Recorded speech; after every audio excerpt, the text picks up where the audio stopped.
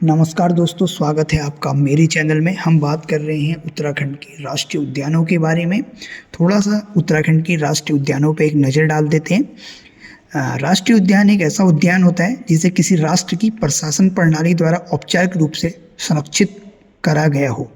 राष्ट्रीय उद्यान ऐसे क्षेत्र हैं जिनका उद्देश्य प्राकृतिक पर्यावरण की रक्षा करना है। वही सार्वजनिक मनोरंजन और आनंद की गतिविधियों में भी शामिल होते हैं। एक राष्ट्रीय उद्यान में परिदृश्य और उसके वनस्पति जीव अपनी प्राकृतिक अवस्था में मौजूद होते हैं। वर्तमान समय में पूरे भारत में 106 राष्ट्रीय उद्यान हैं। भारत का सबसे पहला राष्ट्रीय उद्यान कॉर्बेट राष्ट्रीय उद्यान है। सबसे नवीनतम राष्ट्रीय उद्यान देहिंग पटकाई राष्ट्रीय उद्यान असम 106वां है। तो इसी क्रम में हम बात कर रहे हैं सबसे पहले कॉर्बेट राष्ट्रीय उद्यान की, यानी कि कॉर्बेट नेशनल पार्क की। कॉर्बेट नेशनल पार्क की स्थापना 1936 में हुई। यदि इसकी हम एरिया की बात करें, क्षेत्रफल की, तो 520.82 वर्ग किलोमीटर। ये पौड़ी गढ़वाल में 312.76 वर्ग किलोमीटर, जबकि नैनीताल डिस्ट्रिक्ट में 208.8 वर्ग किलोमीटर में फैला हुआ है। यदि इसकी स्थिति की बात करें तो ये पौड़ी और नैनीताल डिस्ट्रिक्ट में आता है। मुख्यालय इसका कालीढूंगी में है। संस्थापक इसके हैली थे। यह देश में बना पहला नेशनल पार्क है। इस पार्क की स्थापना तत्कालीन गवर्नर सर हैली के नाम पर हैली नेशनल पार्क के नाम से की गई।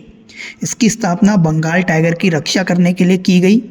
1952 में इसका नाम बदलकर रामगंगा राष्ट्रीय उद्यान कर दिया गया।